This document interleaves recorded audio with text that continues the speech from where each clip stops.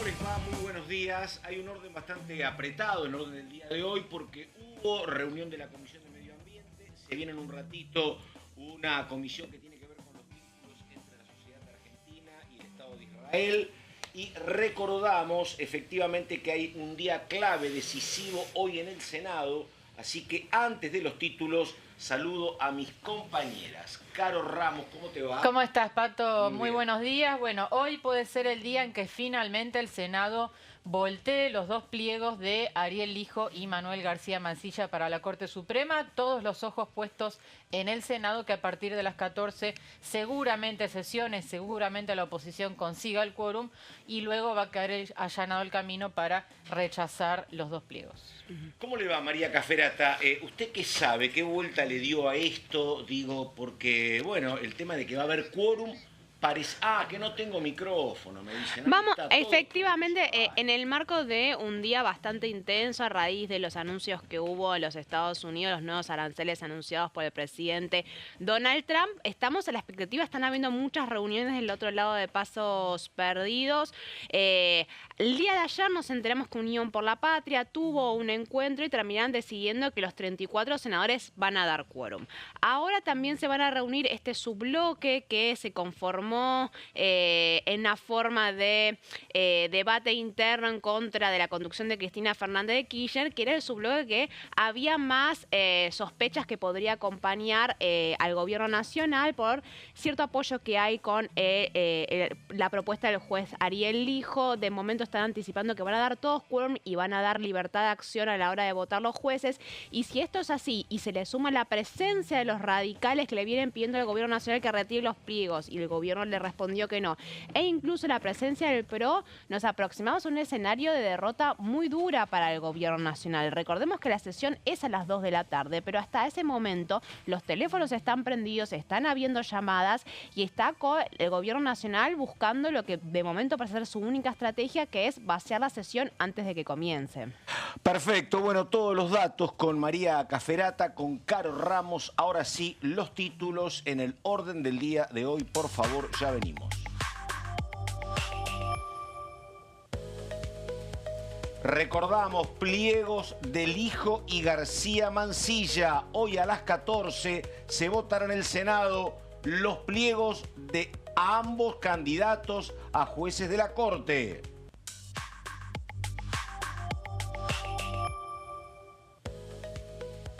Informe del jefe de gabinete, Guillermo Franco. Se espera la visita para la segunda quincena de este mes.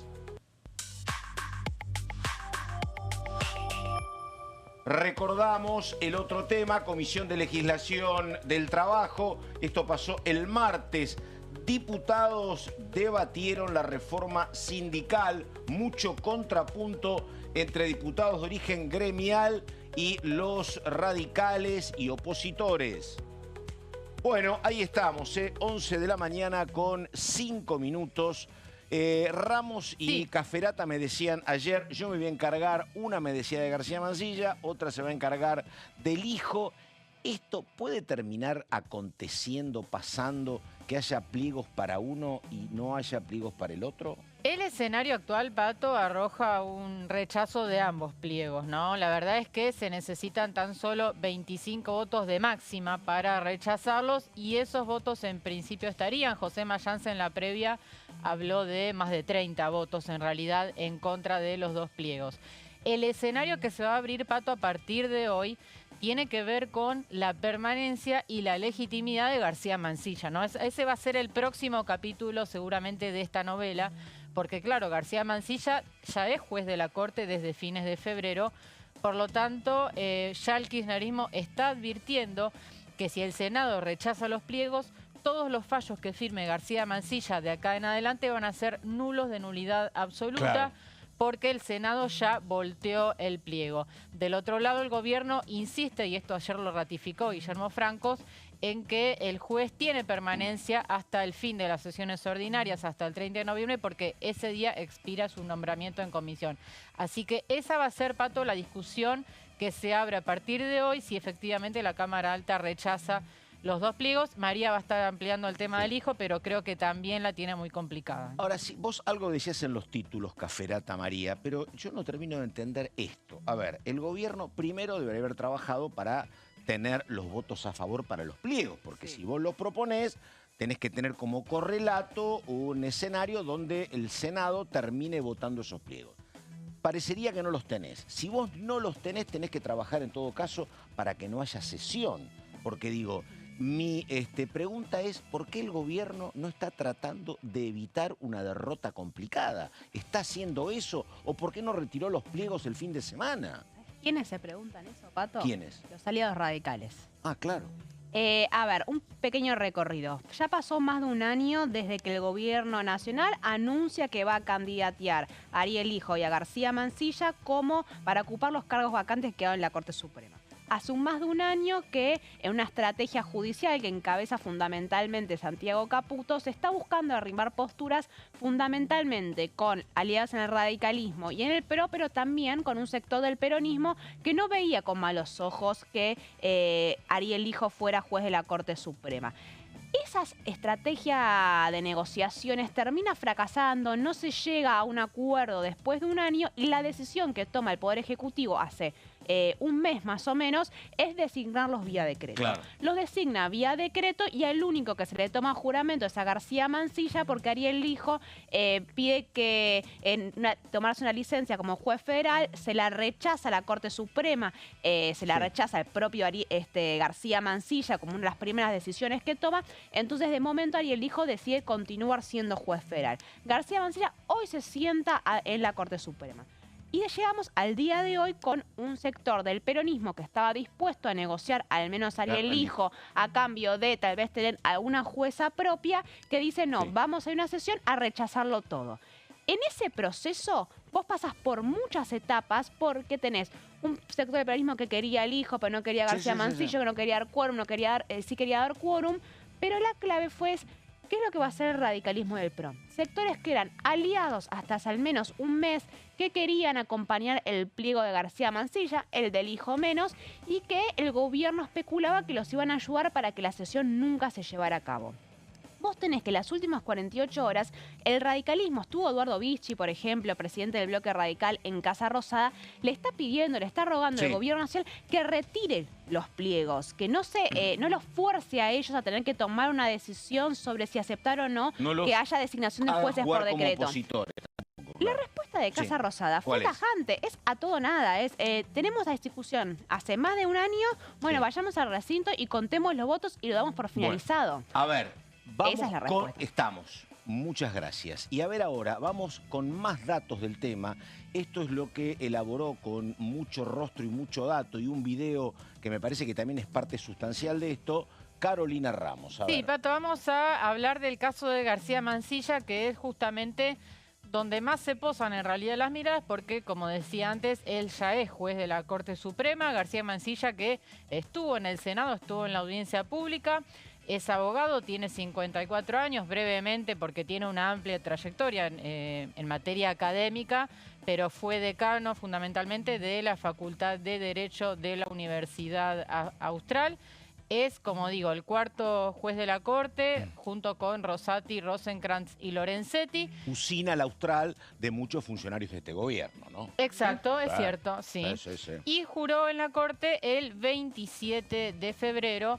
Su jura fue muy cuestionada, no solamente porque el decreto mismo está siendo cuestionado, porque desde un sector importante de la oposición sostienen que no se puede nombrar jueces por decreto en estas condiciones, ¿no? Digo, fue justo, el decreto sale justo en una semana donde el Senado estaba en receso, cuando hacía un año que los pliegos estaban disponibles para ser tratados. Lo cierto es que, bien, como decía María, el gobierno tampoco movió demasiadas fichas, no buscó demasiados consensos para que esos pliegos avanzaran, a pesar de las múltiples propuestas, y no solo del kirchnerismo, de otros bloques también, para que se abriera una negociación más amplia. Así es como García Mansilla es nombrado por decreto por el presidente Javier Milei. Pero ¿qué había dicho, Pato, García Mansilla en la audiencia pública de la Comisión de Acuerdos? Y vamos a la próxima placa, porque esto, Pato, lo van a resaltar mucho en la sesión del día de hoy y te traje los textuales. Esta fue una respuesta que García Mansilla le dio a la senadora Anabel Fernández Sagasti, que es una de las espadas del kirchnerismo en el Senado y además es vicepresidenta de la Comisión de Acuerdos. Sagasti le pregunta si Mansilla estaría dispuesto a asumir por decreto en comisión. ¿Y qué contesta Mansilla? Visto el impacto que tuvo el decreto 83/2015 en la opinión pública, yo no hubiera aceptado una nominación en comisión. Este es el de Rosencrantz y Rosati. Eso iba a explicar. Sí. El decreto 83/2015 es el que designó a Rosencrantz y Rosati también en comisión, pero claro, fue tanta la polémica que se abrió en ese momento que Macri finalmente da marcha atrás y manda los pliegos al Senado, que es el mecanismo, digamos, constitucional, ¿no? que tiene que darse, y el Senado finalmente aprueba esos dos pliegos con apoyo del peronismo, pero bueno, es cierto que el decreto generó mucha controversia. Y hay más, vamos a la próxima placa y después tenemos el videíto, Pato, Sí, para que lo veas con su propia voz, ¿no? Más allá de que la Constitución lo prevé, que es cierto, hay un gran sector de la población que con buenas razones resiste este tipo de decisiones que son discrecionales del presidente. Y acá también está abriendo otra puerta, ¿no? Y es un poco la sospecha que hay. ¿Qué imparcialidad va a tener un juez que ha sido nombrado por decreto y rechazado por el Senado? ¿Esto lo dijo él? Esto lo dijo él, en la audiencia pública. Digo, está cuestionando en sí el tema de la arbitrariedad de los decretos, ¿no? Y acá voy a abrir un paréntesis importante. Esta semana Cristina Kirchner recusa a García Mansilla en la causa vialidad. ¿Por qué? Entre otras cosas por la sospecha de parcialidad. Porque ella dice, es un juez que seguramente no va a ser imparcial porque fue nombrado por decreto y porque el mismo Javier Milei está diciendo que Cristina va a ir presa en esa causa, donde ya tiene, recordemos, una condena a 6 años de prisión y falta que la Corte la ratifique. Así que hay toda una situación muy compleja. Y además, ¿sabés qué pasa? Mansilla. Para mí, digo, lo hemos hablado acá, pero lo que es más llamativo para nuestra historia respecto a los hombres y mujeres que ocuparon la Corte es la transitoriedad de García Mansilla. Esto de que tenga un mandato a término no pasó nunca. Más allá del origen, el hecho de que, bueno, más se va a acercar el tiempo del final y más dudosas son sus decisiones, me parece. Exacto. Con también la aclaración que de la misma manera que fue designado por decreto, siempre está el peligro de que estés a tiro de otro decreto que termines como designación en comisión. ¿Y qué es lo que se Por te otra comisión presenta? de otro año, decís. No, se presenta la amenaza de que el propio Poder Ejecutivo, si no le gusta cómo estás fallando, te termina removiendo de ese mismo lugar. Claro, entonces, la discrecionalidad no es solamente porque el mecanismo a través del cual se designó a ese juez de la Corte, sino lo finito que es su designación y la potestad que tiene el propio Poder Ejecutivo para removerte si no le gusta cómo estás trabajando. Porque las dos tienen buena memoria del fallo previsional en contra del gobierno de Macri, ni bien Macri asumió que implicaba pagarle un montón de plata a Santa Fe y Córdoba y otras provincias. Y San Luis, creo. Bueno, digo, tal vez si hubiesen estado en comisión y pendientes del Ejecutivo, esos fallos no aparecían, porque se terminaba tu mandato en un mes. Sí, es una situación muy frágil institucionalmente, ¿no? La de García Mansilla en este caso. A ver. Vamos a meternos un poco en los votos, ¿no? Vamos a suponer que la sesión tiene quórum en el día de hoy, que es lo que todo indica que va a suceder. ¿Ahora qué está pasando? ¿Hay reunión de bloque en ahora? este momento sí, está habiendo reunión de labor parlamentaria, Pato, encabezada por la vicepresidenta. No, en realidad no sé si Villarroel está presente porque está a cargo al mando del Ejecutivo ante el viaje de Milei a Estados Unidos. Así que imagino que Bartolomé Abdala está conduciendo en estos momentos esta reunión. Pero, insisto, supongamos en que la reunión tiene quórum. Bueno, vamos primero con algunos votos a favor y acá te traje 3 caritas, ¿no?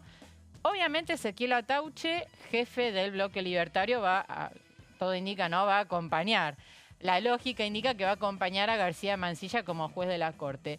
Y te agregué, Pato, otros 2 senadores del PRO que también piensan acompañar a García Mansilla. Uno es Luis Juez, que todos sabemos que rechaza de plano al hijo, ya lo dijo de todas las formas posibles que él va a votar negativamente el pliego del hijo. En el caso de García Mansilla sí va a acompañar, haciendo la salvedad de que para él el caso es abstracto, porque igualmente García Mansilla, según él, tiene mandato hasta el 30 de noviembre, así que abre ese paraguas, digamos, pero él está dispuesto a acompañar. También Carmen Álvarez Rivero, que es otra senadora de Córdoba, compañera de banca de Luis Juez, que fue la única que defendió a García Mansilla en la comisión de acuerdo. Tienen la misma terminal ideológica, pertenecen a ambos a sectores conservadores de la Iglesia, efectivamente. Álvarez Rivero, una senadora muy cercana a Patricia Bullrich, que, Caro, si querés, tengo acá para leer el tuit. Ella sacó un tuit hace, creo que fueron 2 días. Sí, muy confuso. Muy confuso. ¿Ah, sí? Que estuvo circulando en el chat del bloque Pro, porque no se terminaba de entender. Si quieren lo leo. Tuitea Carmen Álvarez Rivero. Los cordobeses no me votaron para votar con los K y con Lustó. Y si el kirchnerismo, junto con los aliados como Lustó, Tagliaferri acá le pega a su propia compañía de bloque, y otros de la Unión Cívica Radical, quieren que votemos a los 2 jueces en una misma votación, voy a abstenerme para no votar al hijo. En ese caso voy a explicar el sentido de mi voto. Me abstengo porque no quiero darle el acuerdo al hijo. Sí se lo daría a García Mansilla, pero como decidieron votar los 2 pliegos juntos, no puedo acompañarlo con mi voto. Esto no es cierto, no se van a votar los 2 pliegos juntos. La especulación que había alrededor del tuit un poco de Álvarez Rivero era que estaba atajándose a su decisión de no dar quórum en la sesión. Es decir, yo como no quiero que se trate el pliego del hijo, quiero abstenerme y no sé cuánto, entonces no voy a dar quórum para que la sesión no se lleve a cabo. Porque la realidad es que los pliegos se tratan por separado, no se van a tratar al mismo tiempo. Sí. Fue muy confuso. Fue muy confuso, ni Juez ni Álvarez Rivero van a dar quórum, eso ya es un hecho. Hay que ver qué pasa con el resto del PRO, porque bueno, Tagliaferri en este caso sí aportaría el quórum, pero en el caso de Juez y Álvarez Rivero no van a estar presentes cuando se abra la reunión, eso ya está confirmado. Vamos ahora con... A ver, ahí te traje votos que serían a favor de García Mansilla, pero vamos a los votos en contra, que en realidad es el grueso, ¿no? Y acá te traje a José Mayans, que es la primer cara que vemos, en representación de, te diría, casi toda Unión por la Patria. Unión por la Patria ya de antemano rechazaba a García Mansilla candidato, ¿no?